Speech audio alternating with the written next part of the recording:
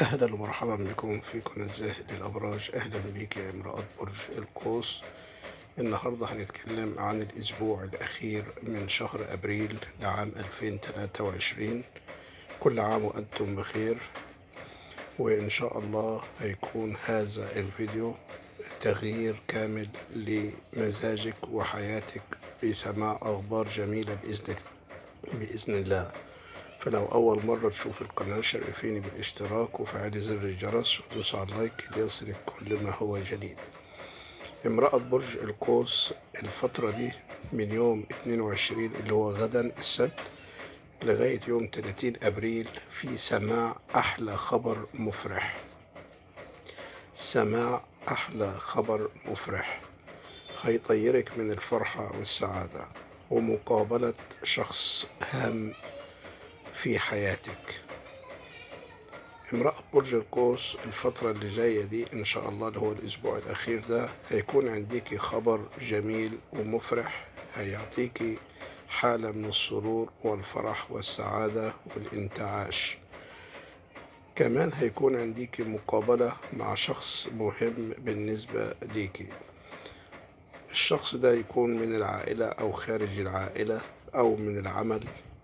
المهم هذا الشخص هيكون ليه خبر منه جميل، هيعطيكي إرادة قوية ويعطيكي حماس وفرحة وسعادة.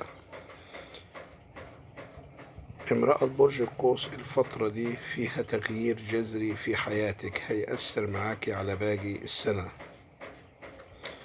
ولكن لابد من تغيير طريقة تفكيرك في استقبال هذا الخبر، لأن البعض منكم متردد، بيخاف إنه يسمع أخبار حلوة، بيخاف يضحك، بيخاف يبتسم، لأن عنده شعور من الداخل إنه لو فرح أكتر من اللازم أو ضحك أكتر من اللازم هيحصل له شيء. وده شيء من الخرافات اللي اتعلمناها زمان يا امرأة برج القوس. فخلي عنديكي أخبار الإرادة الحلوة لسماع أي خبر حلو يجعل من حياتك سعادة وسرور. طيب، برج العذراء أو برج القوس، امرأة برج القوس في العمل هيكون في بعض التحديات، وده بسبب نقول الغيرة وبسبب إن مفيش حد بيحب يكون حد أحسن منه. ولكن يا امرأة برج القوس لابد إنك تنتبهي في العمل، ما تخليش حد يعمل الشيء اللي انت مسؤولة عنه. يعني اعملي شغلك بنفسك، حاولي انك تركزي في الشغل، لان في ناس بتتمنى انك توقعي في مشكلة او تخليكي تفرح فيك بمعنى صح. فلابد من التركيز ثم التركيز ثم التركيز في العمل، والحرص الشديد هيخليكي تكوني مبسوطة في العمل، وهتاخدي اللي انت عايزاه وهتكسب اللي انت عايزاه وهتكوني في المكان اللي انت عايزاه. لان العمل بيحتاج منك تركيز أكتر، يحتاج منك إرادة أكتر، يحتاج منك إصرار وعزيمة وحماس أكتر. هو طريق النجاح بيبدأ بخطوة، ولكن مش المهم إن احنا نبدأ الخطوة ونوقف، لا، لازم نبدأ الخطوة ونستمر، والإصرار على الاستمرار هيساعدك على النجاح يا امرأة برج القوس. هيكون عندك فلوس الفترة اللي جاية دي من العمل، وهتكون فلوس كويسة، ولكن كانت مصروفاتك أقوى وأكتر من الفلوس اللي انت بتحصل عليها أو هتحصل عليها. فخلي بالك إن القرش الأبيض بينفع في اليوم الوحش، فانتبهي جيدا يا امرأة برج القوس من مصروفاتك الشخصية، وما تعطيش ودانك لحد، لأن في ناس بتحب تنفخ في النار، وفي ناس بتستكتر عليك الفرحة والسعادة اللي انت فيها، فبتحاول تديكي طاقة سلبية بتغير مودك.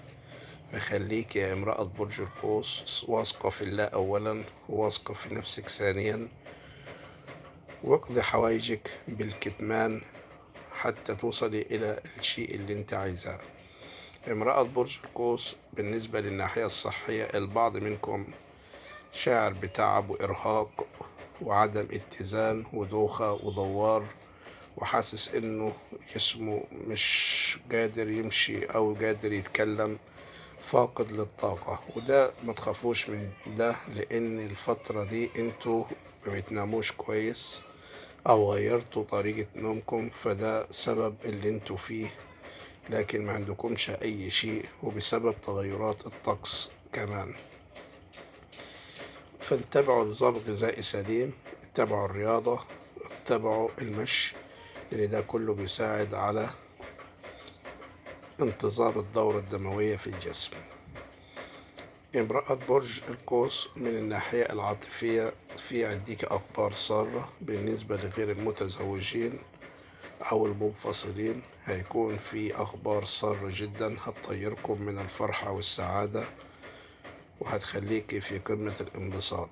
أما بالنسبة للمتزوجين فهناك مصروفات شديدة للمتزوجين، مصروفات عن طريق شراء أشياء كثيرة، فحاولوا أنكم ما تغضبوش أو تتنرفزوا على كثرة المصروفات أنت والشريك. حاولي دايما تقولي له إن دي فترة وهتعدي وهتجي أحسن منها، والفلوس هتكتر أكتر من كده، وهتعدي معاك يا امرأة برج القوس بسلام. عندك أخبار سارة الفترة اللي جاية، الأخبار دي هتساعدك على تحسن الحالة المزاجية، تحسن الحالة العاطفية، تحسن الحياة العملية. فثقي في الله إنك هتكوني على ما يرام الفترة اللي جاية دي. اتبعي معايا القناة، لأن في فيديو هام لشهر مايو لعام 2023. الفيديو ده هيبين مين حبيبك ومين عدوك، مين اللي بيتمنى ليك الأذى ومين اللي بيتمنى لك الخير.